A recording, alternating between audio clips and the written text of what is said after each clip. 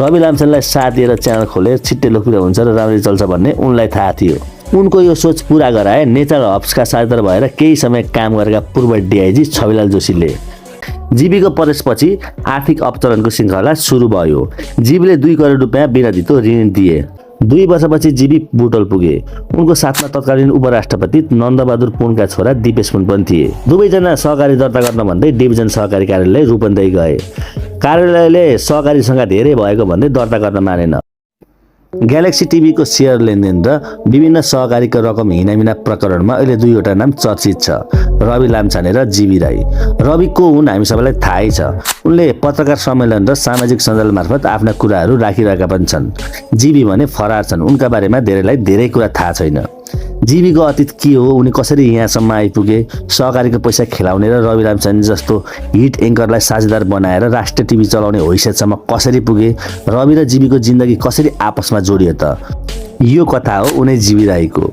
साथीहरू, भिडियो सुरु गर्नुभन्दा अगाडि हाम्रो युट्युब च्यानल रहस्य टिभी नेपाललाई सब्स्क्राइब गरिदिनु होला र बेल आइकनमा क्लिक गर्न पनि नभुल्नु होला।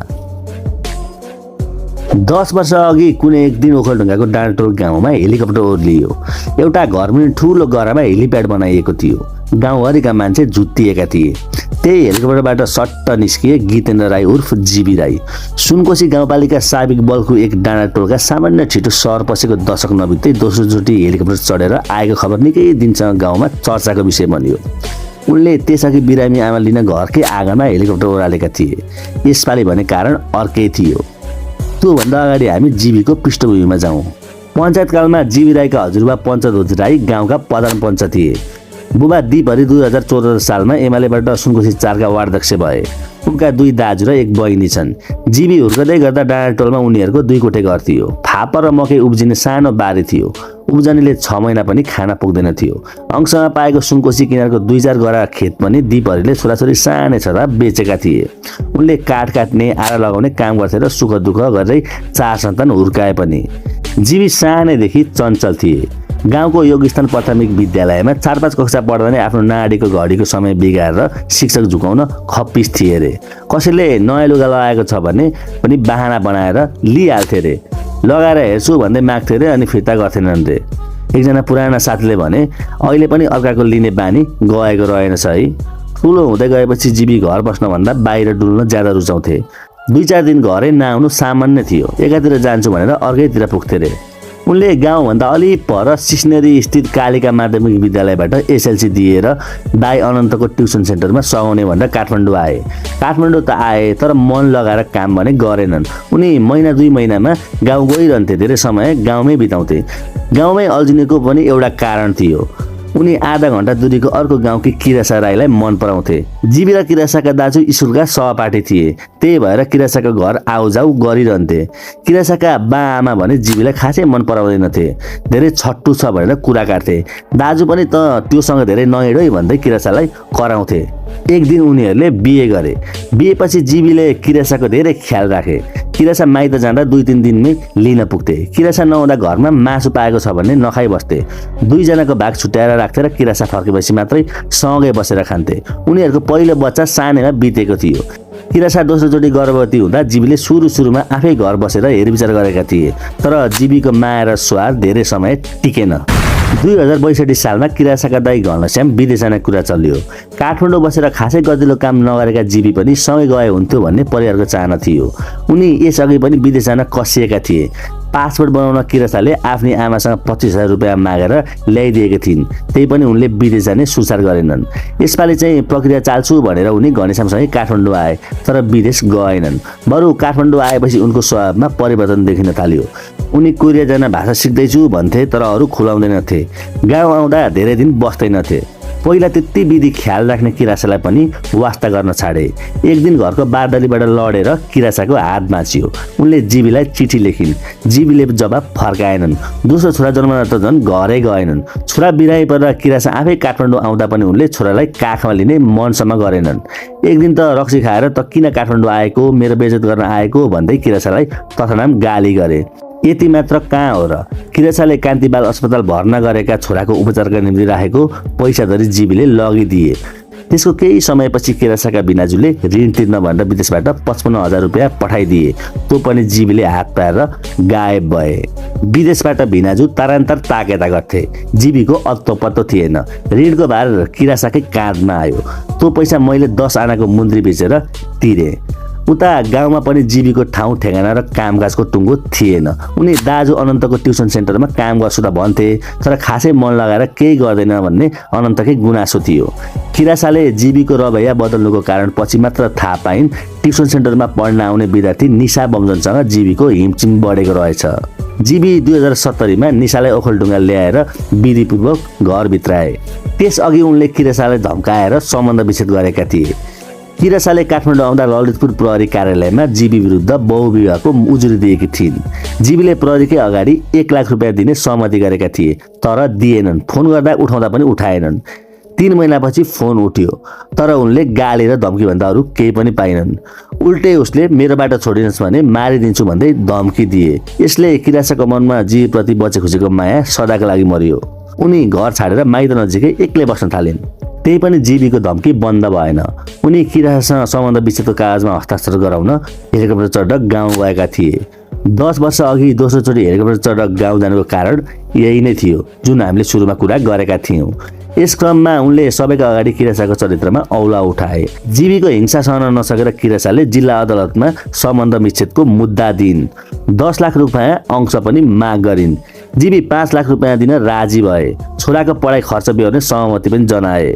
त्यसबाहेक छोराको पालन पोषण र पढाइ खर्च बिहोर्छु भनेर सहमति गरेका जीवीले कहिल्यै फर्केर नहेरेको किरासा बताउँछिन्। अहिले किरासा गाउँमै चिया नास्ता पसल चलाएर छोरा हुर्काउँदैछिन्। श्रीमतीसँगको व्यवहारमा जीवीले जस्तो बेमानी गरे त्यस्तै बेमानी उनको व्यावसायिक जीवनमा पनि देखिन गयो। किरासासँग गरेको बाचा र छोराप्रतिको जिम्मेवारी जसरी उनले कुल्चेर हिँडे, आफ्नो व्यावसायिक जीवनमा पनि यही गरे।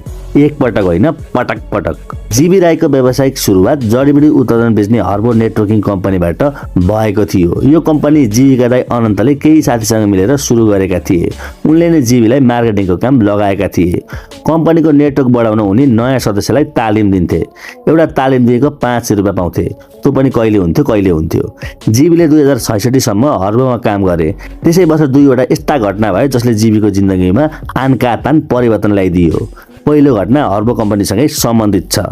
गैर कानुनी रूपमा नेटवर्किङ व्यवसाय चलाउने युनिटी विरुद्ध कानुनी कारबाही भएपछि नेटवर्किङ क्षेत्र प्रभावित भयो। हर्बो विरुद्ध पनि मुद्दा पर्यो। जीवी बेरोजगार भए। दोस्रो घटना गोर्खा विकास ब्याङ्कको हो, जसमा निशा बमजनका दाजुहरू आबद्ध थिए। डीबी बमजन अध्यक्ष थिए भने ज्ञानबहादुर बमजन प्रमुख शेयरधनी थिए। यो ब्याङ्क आर्थिक सङ्कटमा परेको भन्दै राष्ट्र ब्याङ्कले नियन्त्रणमा लियो। कर्जा घोटाला गरेको अभियोगमा डीबी जेल पर्यो भने ब्याङ्क डुबेपछि ज्ञानबहादुरले पोखरामा सूर्यदर्शन सहकारी सुरु गरे र त्यही सहकारीमा भित्राए जीवी राई। यहीँबाट जीवीको जिन्दगीले कोल्टे फेरियो। झन्डै 30 वर्ष उमेरसम्म आर्थिक अभावमा बिताएका जीवी एकाएक लाखौं रकम खेलाउने हैसियतमा पुगे। सूर्यदर्शन सहकारी स्थापना कालदेखि नै जालजेलबाट भएको देखिन्छ। सहकारी ऐन अनुसार एउटा जिल्लाका व्यक्तिले अर्कोमा सहकारी खोल्न पाउँदैन। पोखरामा सहकारी खोल्न ज्ञानबहादुरले त्यहीका स्थानीय मीना गुरुङ र आरती गुरुङलाई फकाएका थिए। 2065 असार 1 गते सहकारी स्थापना गर्दा मीना अध्यक्ष थिइन् भने आरती कोषाध्यक्ष थिइन्। सहकारी खोल्न 30 जना मान्छे उनीहरूले जुटाएका थिए। जसै सहकारी दर्ता भयो ज्ञानबहादुर सहअध्यक्ष बन्न तम्सिए। 2 महिना नमित्दै मीनालाई हटाएर अध्यक्ष बनी छाडे। बिस्तारै आफूलाई अपमानित गरेर बाहिरिन बाध्य पारेको मीनाले बताइन्। त्यसको 2 वर्षपछि ज्ञानबहादुरले जीवी राईलाई सहकारीको अध्यक्ष बनाए। जीवीको प्रवेशपछि आर्थिक अपचलनको श्रृङ्खला सुरु भयो। जीवीले 2 करोड रुपियाँ बिना धितो ऋण दिए। तत्कालीन कोषाध्यक्ष आरतीले भनिन्, जबकि 15 लाख भन्दा बढी ऋण दिँदा कार्य समितिमा सल्लाह गर्ने नियम थियो। जीवीले 2 करोड रुपियाँ बिना धितो ऋण दिए। तत्कालीन कोषाध्यक्ष आरतीले भनिन्, जबकि 15 लाख भन्दा बढी ऋण दिँदा कार्य समितिमा सल्लाह गर्ने नियम थियो। मैले यो कुरा उठाएपछि जीवीले लोभ्याउन खोजे। नमानेपछि गुण्डा लगाए। आरती रानीपौवामा डेरा लिएर बस्थिन्। उनलाई धम्काउन गुण्डाहरू रात बिरात डेरामै आउँथे। झ्यालको सिसा धरी फुटाइदिए। आरतीले जिल्ला प्रहरी कार्यालयमा जाहेरी दिइन्, तर सहयोग पाइनन्। एक दिन त छोराछोरी अपहरण गर्ने धम्की समेत आयो। उनले भनिन्, सहकारीबाट राजीनामा दे नत्र छोरीको अपहरण हुन्छ भन्दै फोन आउन थाले। उनले फेरि पनि प्रहरीलाई खबर गरिन्, तर सहयोग पाइनन्। आरतीले सूर्यदर्शन सहकारीमा सर्वसाधारणको रकम अपचलन भइरहेको बेहोरा खुलाउँदै जिल्ला प्रशासन, प्रहरी, सहकारी डिभिजनमा पत्र बुझाएकी थिइन्। 93 बुधा लेखेर पत्र दिँदा पनि कसैले चासो नराखेको उनी बताउँछिन्। सहकारी डिभिजनमा तत्कालीन प्रमुख रामचन्द्र शाहले जीबीलाई समेत राखेर बैठक गरे, तर त्यहाँ पनि अपचलनको ढाकछोप गरेको आरतीको भनाइ छ। सहकारी हाकिमले त जीबी राई नयाँ आइडिया लिएर आएको चमत्कारी मान्छे हो, साथ दिनुपर्छ पो भने। उनले भनिन्, जीबीले त्यही बैठकमा म 50,000 रुपियाँको जुत्ता 1 लाख रुपियाँको लुगा लाउँछु भन्दै फुर्ती लगाएका थिए। मलाई नयाँ स्कुटर किन्न लोभ पनि देखाए। जीबीको अपचलनमा आँखा चिम्लेर सहयोग गर्ने सहकारी कर्मचारी नै हुन्, तिनलाई पनि छानबिनमा तान्नुपर्छ, कारबाही गर्नुपर्छ, उनले भनिन्। सरकारी कर्मचारी र प्रहरीबाट सहयोग नपाउँदा पनि आरतीले हार मानिनन्। उनले कोषाध्यक्षबाट राजीनामा नदिने र हिनामिना गरेको 2 करोड रुपियाँ फिर्ता ल्याएरै छोड्ने अड्डी कसिन्। आरतीको अडान देखेर जीबीले अर्को उपाय लगाए। उनले सहकारीका बचतकर्तालाई आफ्नो रकम माग्न दिनौँ जसो आरती कहाँ पठाए। दिनकै 1-2 करोड रुपियाँ माग्ने मान्छे आउन र धम्की दिन थालेपछि आरतीले हरेस खाइन्। 5औं साधारण सभापछि आरती सुदर्शन सहकारीमा छैनन्। उनले छोरीका नाममा जम्मा गरेको 3 लाख रुपियाँ भने त्यही छ। त्यही बेला नै सरकारी निकायले छानबिन गरेको भए अहिलेको अवस्था आउने थिएन। पोखराको सूर्यदर्शनमा हिनामिना गरेपछि जीबी काठमाडौँको कालीमाटी स्थित स्वर्णलक्ष्मी सहकारीतिर छिरे। 2071 सालतिर स्वर्णलक्ष्मीको नेतृत्व नै जीबीको हातमा परियो। जीबीको प्रवेशसँगै स्वर्णलक्ष्मीमा अनियमितता बढेपछि सहकारी विभागमा उजुरी परेको एक सञ्चालकले बताए, तर विभागले छानबिन गरेन। 2 वर्षपछि जीबी बुटोल पुगे। उनको साथमा तत्कालीन उपराष्ट्रपति नन्दबहादुर पुनका छोरा दिपेश पुन पनि थिए। दुवैजना सहकारी दर्ता गर्न भन्दै डिभिजन सहकारी कार्यालय रूपन्देही गए। कार्यालयले सहकारीसँग धेरै भएको भन्दै दर्ता गर्न मानेन।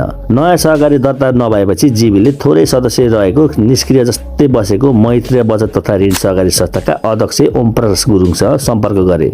संस्थामा गुरुङ समुदायका 150 सदस्य थिए। सदस्य थोरै भएकाले डिभिजन सहकारीले बन्द गर्न दबाब दिइरहेको थियो। जीबीले ओम प्रकाशसँग 5 पटक छलफल गरेपछि मैत्रीलाई सुप्रिम सहकारीमा का नाममा सञ्चालन गर्ने सहमति भयो। जीबी अध्यक्ष बने भने ओम प्रकाश उपाध्यक्ष र दिपेश सचिव बने। सहकारी व्यवस्थापनको जिम्मा सागर केसीले लिएका थिए। बुटोल 9 राजमार्ग चौराहामा कार्यालय खोल्दा जीबीले सजावटमै झन्डै 1 करोड रुपियाँ खर्च गरेको ओम प्रकाश बताउँछन्। सुप्रिम सहकारीमा 2078 सम्म जीबी नै अध्यक्ष रहे। कोरोनाका बेला बचतकर्ताले पैसा फिर्ता लिन खोजेपछि जीबीले ओम प्रकाशलाई अध्यक्ष बनाए। त्यही बेलासम्म झन्डै 1.5 अर्ब रुपियाँको कारोबार थियो। धेरैजसो बचत रकम जीबीले ग्यालेक्सी टिभी लगायतका कम्पनीमा लगानी गरेका थिए, जुन पछि मात्र थाहा पाएको ओम प्रकाश बताउँछन्। बुटोलमा सुप्रिम सहकारी चलाइरहेकै बेला जीबी चितवनको सारा सहकारी पनि सञ्चालक भएका थिए। यसरी जीबीले कानुन विपरीत 1 भन्दा बढी सहकारीमा सञ्चालक बनेर हजारौं बचतकर्ताले मेहनत साथ जोगाएको पैसामा आफ्नो साम्राज्य खडा गरे। यो साम्राज्य खडा गर्न जीबीले धेरैलाई धोका दिएका छन्। यसमा हर्बो नेटवर्किङ कम्पनीका तत्कालीन सञ्चालक मध्ये एक पुष्पराज पुरुष पनि पर्दछन्। यो 2071 को घटना हो। पुष्पराज हर्बो कम्पनी फेरि सञ्चालन गर्ने तयारीमा थिए। त्यसमा उनको र धरानका गोकुल श्रेष्ठको 38% सेयर र हाम्रो ग्रुप अफ कम्पनीको 34% सेयर थियो। पुष्पराजले कम्पनी फेरि सञ्चालन गर्न जीबीलाई पनि बोलाए। कसरी चलाउने भनेर छलफल भइरहेको बेला जीबीले फ्याक्ट भने सेयर मलाई दिनुस्, म चलाउँछु। पुष्पराजलाई विभिन्न सहकारीमा जीबी संलग्न रहेको थाहा थियो।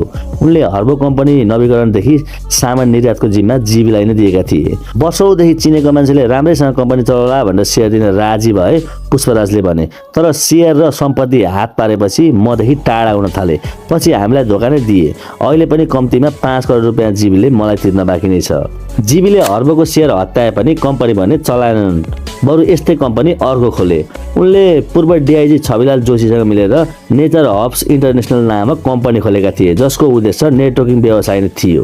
हर्बोकै सदस्य प्रयोग गरेर नेचर हब्स सुरु गरेको पुष्पराजको आरोप छ। सुरु भएको 1 महिना नपुग्दै छविलालले कम्पनी छोडे। जीबीले पछि यो कम्पनी कुमेर रम्तेलका नाममा सारेको देखिन्छ। सहकारी र नेटवर्किङ कम्पनी खोलेर आर्थिक अपचलन गर्दै आएका जीबीलाई मिडियामा लगानी गर्ने धोको धेरै समयदेखि थियो। 2072 सालतिर एउटा पारिवारिक जमघटमा उनले मिडियामा लगानी गर्न चाहेको बताएका थिए। जमघटमा सँगै रहेका जीबीका साथीले भने, मिडियाले मेरो खेदो खनिरहेको छ, त्यसैले अब आफै मिडिया खोल्छु भनेका थिए।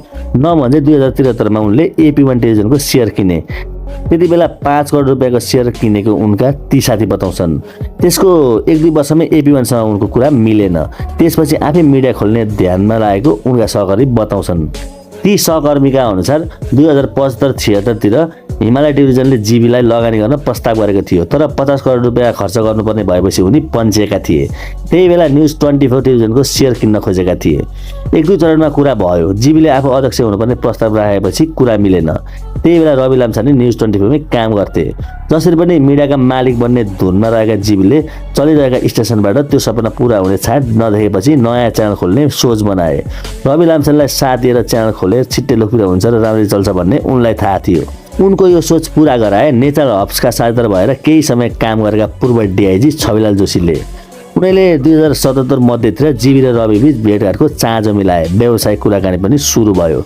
जीबीले लगानी गर्ने र रविले टिभी चलाउने कुरा त्यही भेटमा पक्कापक्की भएको। रवि आउन मन्जुर भएपछि जीबी उत्साहित भएका थिए।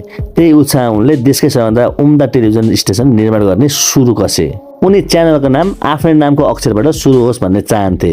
त्यसैले गीतेन्द्रको अङ्ग्रेजी अर्थ जीबाट ग्यालेक्सी नामाकरण गरेका हुन्। 4K प्रविधि सबैभन्दा राम्रो भएकाले त्यही प्रयोग गर्ने निधो गरे र दुवै जोडेर च्यानलको नाम जुराए, ग्यालेक्सी 4K। स्टुडियो र स्टेसन भव्य भए पनि प्राविधिक रूपले त्यो 4K टेलिभिजन थिएन। हामीले ग्यालेक्सीका प्राविधिक र पत्रकार सहित धेरै व्यक्तिसँग कुरा गर्दा उनीहरूले 4K नाम मात्र भएको बताए। 4K प्रविधिको च्यानल सुरु गर्ने भनेर छलफल भएको, तर पछि भएन। एक प्राविधिकले भने टिभी स्टेसन मात्र 4K भएर हुन्न, घर घरमा टिभी पनि त्यस्तै हुनुपर्छ भन्ने कुरो आयो। ग्यालेक्सीको लगानीबारे पनि उनीहरू सुरुदेखि पारदर्शी थिएनन् भन्ने तथ्यहरू देखाउँछन्। च्यानल सञ्चालन गर्ने कम्पनी गोर्खा मिडिया नेटवर्क दर्ता गर्दा जीबी र छविलालको संयुक्त नाम थियो। उनीहरूले 3 करोड रुपियाँको कम्पनी बनाएका थिए। त्यसमा लक्ष्मी पौडेललाई प्रबन्ध निर्देशक बनाएका थिए। AP1 को व्यवस्थापनमा रहेर काम गरेका लक्ष्मी र जीबीको पुरानो चिजन थियो। उनले नै ग्यालेक्सी च्यानल कस्तो बनाउने र के कति खर्च गर्ने भनेर योजना बनाएका थिए। जब रवि लाम्छाने ग्यालेक्सीका हर्ताकर्ता हुन थाले, लक्ष्मीसँग उनको कुरा मिलेन। दुईजनाको विवादमा जीबीले रविकै साथ दिए। लक्ष्मी निस्केपछि रवि कम्पनीका प्रबन्ध निर्देशक भए। च्यानल सञ्चालनको तयारी चलिरहेका बेला गोर्खा मिडियामा 3 जनाको सेयर कायम गरेको देखिएको थियो। कम्पनी रजिस्ट्रार कार्यालयको विवरण अनुसार जीबीका नाममा 6 करोड रुपियाँ 50%, छविलालको 4 करोड 20 लाख रुपियाँ 35% र रविको नाममा 1 करोड 80 लाख रुपियाँको 15% लगानी गरिएको देखिन्छ। रविले मिडियामा आफूले बनाएको गुडविल बापत सेयर पाएको भन्दै आइरहेका छन्। नेपालमा गुडविल वा स्विट सेयर लिने दिनेको कुनै कानुनी व्यवस्था छैन। रविले आफ्नो नामबाट भएको सेयर लगानीको रकम पनि जीबीले नै दिएको बताएका छन्। सोमबार पत्रकार सम्मेलनमा पनि उनले 15% सेयर बापत 1 करोड 75 लाख रुपियाँ जीबीले दिएको दावी गरेका थिए। जीबीले रविका नाममा पठाएको उक्त सेयर बापतको रकम पोखराको सूर्यदर्शन र बुटोलको सुप्रिम सहकारीबाट झिकेको देखिन्छ। सुप्रिमले 2078 वैशाख 5 गते रविकै नाममा 1 करोड रुपियाँ पठाएको थियो। त्यसको 10 दिनपछि नै रवि गोर्खा मिडियाको सेयर सदस्य कायम भएका थिए। रविले त्यतिखेर 75 लाख रुपियाँ जीबीले नै दिएर खातामा राखेको बताएका छन्। त्यो रकम पोखराको सूर्यदर्शन सहकारीबाटै ल्याएको हुन सक्ने देखिन्छ, किनभने उक्त सहकारीको विवरणमा पुलिसको खर्च बापत गोर्खा मिडियाले लिएको ऋण रविले फिर्ता गरेको उल्लेख छ। जीबीले आफ्नो सेयर बापत 1 करोड 75 लाख रुपियाँ कुन स्रोतबाट आफ्नो खातामा राखिदिए भन्ने बारे रविले खुलेर बोलेका छैनन्। ग्यालेक्सी टिभीमा गरेको लगानी जीबीले नै ल्याएको र उनले कहाँबाट पैसा ल्याउँथे भन्ने आफूलाई थाहा नभएको पनि रवि बताउँछन्। पोखराको सूर्यदर्शन, चितवनको सहारा, वीरगञ्जको साइनो पाइला र बुटोलको सुप्रिम सहकारीका विवरण हेर्दा भने सर्वसाधारणले बचत गरेको झन्डै 52 करोड रुपियाँ जीबीले कानुन विपरीत ग्यालेक्सीमा खर्च गरेको देखिन्छ। यहाँ प्रश्न उठ्छ, सरकारी कर्मचारी, प्रहरी, न्यायाधीशदेखि समाजका जोसुकैसँग सिधा कुरा गर्ने रवि लाम्छानेले आफ्नो नामबाट जाने पैसाको स्रोत के हो भनेर जीबीलाई एकपटक पनि किन सोधेनन्? 1 भन्दा बढी सहकारीमा जीबी अध्यक्ष छन् र त्यहाँबाटै टिभीको निम्ति पैसा आइरहेको छ भन्ने रविलाई थाहा नहुन कतिको सम्भव छ? पुराना कर्मचारीहरूको अनुसार ग्यालेक्सी टिभी सञ्चालन गर्न पहिले बैंकबाट ऋण लिने कुरा भएको थियो। एकपटक रवि र छविलाल ऋणको कुरा गर्न नेपाल बैंकसम्म गएका थिए। त्यही बेला जीबीले बैंकसँग ऋण माग्नुपर्ने अवस्था नभएको बताएका थिए। के त्यसपछि पनि रविले बैंकबाट ऋण लिन नपर्ने गरी यत्रो पैसा कसरी कमाउनु भयो भनेर एकपटक पनि जीबीलाई सोधेनन्? टिभी खोल्ने कुरा चलिरहेको बेला जीबीको अर्को कम्पनी नेचर हब्सले कानुनभन्दा बाहिर गएर कारोबार गरेको र कानुन बमोजिम विवरण नबुझाएको भन्दै अनुगमन र कारबाही सुरु गरेको थियो। रवि जस्तो विभिन्न तहमा पहुँच बनाएका व्यक्तिले लामो समयदेखि विभिन्न विवादित व्यवसायमा संलग्न जीबीप्रति आँखा चिम्लेर विश्वास गर्ने सम्भावना निकै कम छ। बरु यहाँ रवि लाम्छानेलाई जीबीले धेरै विश्वास गरेको देखिन्छ। कसरी भने नेचर हब्सदेखि नै आफ्ना साझेदार छविलाल र रविको कुरा नमिलेपछि जीबीले रविलाई नै रोजे। जीबीले आफ्नो कुरा नसुनेपछि छविलाल ग्यालेक्सीमा जानै छोडे। पछि उनले आफ्नो नामको सेयर पनि हस्तान्तरण गरिदिए। च्यानल प्रसारण हुनु अघि धुली खेल्न भएको एक कर्मचारी मिटिङमा कतिपयले सञ्चालकबारे रविलाई सोधेका थिए। जबमा उनले भने, तपाईहरूलाई सञ्चालक को हो भन्ने लाग्यो होला, अहिलेलाई मानुस ग्यालेक्सीको मुख्य मान्छे मै हुँ, मैले नै सबै चलाउने हो। जीबीले रविलाई गरेको विश्वासकै आधारमा 3 करोड रुपियाँबाट सुरु भएको ग्यालेक्सीको लगानी 12 हुँदै 26 करोड रुपियाँ भन्दा माथि पुगेको थियो। अहिले 61 करोड रुपियाँ लगानी पुगेको ती पूर्व कर्मचारी बताउँछन्। त्यसमा पनि स्टुडियो, उपकरण र अरू सम्पत्ति 40 करोड रुपियाँ जतिको भएको उनको भनाइ छ। यसरी जीबीको मिडिया मालिक बन्ने सपना र रविको महत्वाकांक्षा मिलेर ग्यालेक्सी भव्य बन्दै गयो। खर्च गर्न जीबीले कुनै लगाम लगाएनन्। जीबीले यस्तरी पैसा खन्याएका थिए, सबै कुरा महँगो र राम्रो मात्र किने। ठुलो लगानी र तामझाम साथ सुरु गरेको टेलिभिजन च्यानलमा बिस्तारै विज्ञापन आउन सुरु भयो। त्यति बेला बजार व्यवस्थापन हेर्ने एक कर्मचारी ग्यालेक्सी प्रसारण हुनु अघि नै 18 करोड रुपियाँको विज्ञापनको लागि मौखिक सहमति भएको थियो। अर्का कर्मचारीले भने, विज्ञापन दिन्छु भन्नेहरू धेरै भए पनि पैसा करिब आधा मात्र आएको बताउँछन्। ती कर्मचारीहरूका अनुसार सुरुमा ग्यालेक्सीको मासिक खर्च 1.5 करोड रुपियाँ थियो। रियालिटी सो सकिएपछि विज्ञापन घट्दै गयो। त्यही बेलातिर बैंकहरूले ब्याज दर बढाएको खबर सुनेपछि जीबी झस्किए। बैंकले धेरै ब्याज दिए, मान्छेहरू सहकारीबाट पैसा झिकेर बैंकमा राख्छन् भन्ने उनलाई डर थियो। 2079 को स्थानीय निर्वाचन त जीबीका लागि वज्रपातमै बनेर आयो। काठमाडौँ महानगरपालिकाको चुनावमा स्वतन्त्र उम्मेद्वार बालेन शाह अत्यधिक मत ल्याएर विजयी भए। देशभरि उनको चर्चा चुलियो। यसले रविको मनमा केही वर्ष अघि टुसाएको राजनीतिको सपनाले हाँगा हारियो। उनले अकस्मात ग्यालेक्सी छाडेर राजनीतिमा लाग्ने निधो गरे। 5 वर्ष काम गर्छु भनेर बाचा गरेर ग्यालेक्सी खोलेका रविले प्रसारण भएको 8 महिना नपुग्दै नयाँ बाटो समाते। जिन्दगीभरि आफूलाई माया गरेका व्यक्तिहरूको विशेषमा लात मारेर हिँडेका जीबीले पनि रविबाट धोका पाए। रविले 5 वर्ष मिलेर टिभी चलाउने वचन दिएपछि मात्रै जीबी राईले त्यो लगानी गरेका थिए। जीबीले यसबारे आफ्ना परिवारसँग पनि कुरा गरेका थिए। रविले छाड्ने भए अब त टिभी पनि आफैले सम्हाल्नु पर्ने भयो भन्ने कुराले जीबी निकै पिरो लिएका थिए। रविलाई गुडविल बापत दिएको सेयर फिर्ता लिँदा जीबीले जस्तो व्यवहार गरे त्यसले पनि जीबीको विश्वास गुमेको देखिन्छ। 2079 जेठ 31 गते गोर्खा मिडियाको सञ्चालक समितिले रविको राजीनामा स्वीकृत गर्ने र उनको नामको सेयर जीबीले किन्ने निर्णय गरेको थियो। सम्भवतः उनीहरूबीच कम्पनी रजिस्टर कार्यालयमा सेयर किनबेचको कागज बनाउने तर रविले गुडविल सेयर बेचे बापत पैसा नपाउने सहमति भयो। जीबीलाई सेयर बेच्न मन्जुरी दिएको कागज रविले बनाए। सेयर किन्दा कार्यालयलाई बैंक भौचर बुझाउनु पर्छ। भौचर बनाउन जीबीले पैसा नै नभएको चेक लगेर रविको आइएमएफ बैंक खातामा जम्मा गरे। रविको खातामा पैसा जम्मा गर्ने प्रक्रियामा जाँदा जीबीको खातामा पैसै थिएन। त्यसैले आइएमएफ बैंकले खातामा जम्मा हुन नसकेको सूचना रविलाई दियो। रवि र जीबीको राम्रो सम्बन्ध थियो भने केही दिनमा रविको खातामा जीबीले पैसा पठाइदिन सक्थे। तर सेयर हस्तान्तरणपछि रविले उक्त पैसा फिर्ता गर्लान् भन्नेमा जीबी शङ्कालु भएको देखिन्छ। रवि लामिछानेले 2079 असार 2 बाट ग्यालेक्सी छाडे। उनीसँगै उनको टिमका धेरैले छोडे। बिस्तारै अरूले पनि छाड्दै गए। जीबीले सहकारीमा चलाएको साम्राज्य पनि ढल्न थाल्यो। ग्यालेक्सी बाहेक जीबीलाई संलग्न रहेको nature hubs, Gorkha group of company, nature nest company, GB group and company लगायत सहकारी संस्थाहरूको ठूलो रकम कान विपरीत लगानी भएको देखिन्छ। सूर्यदर्शन सहकारीको 1 अर्ब 31 करोड 53 लाख, सुप्रिमको 60 करोड, सहाराको 40 करोड रुपियाँ जीबीका विभिन्न कम्पनीमा लगानी भएको विवरणहरूले देखाएका छन्। आफू सञ्चालक रहेका सहकारीको पैसा अपचलन गरेका जीबी आफू विरुद्ध प्रहरीमा उजुरी परेपछि छोराछोरी र पत्नी सहित मलेसिया गए। त्यसपछि उनी गायब छन्। प्रहरीको फरार सूचीमा उनको नाम चढिसकेको छ। 4 वर्ष अघि जीबीको सपना र रविको महत्वाकांक्षाको बलमा उभिएको ग्यालेक्सी टिभीमा अहिले गीत मात्र बजिरहन्छ।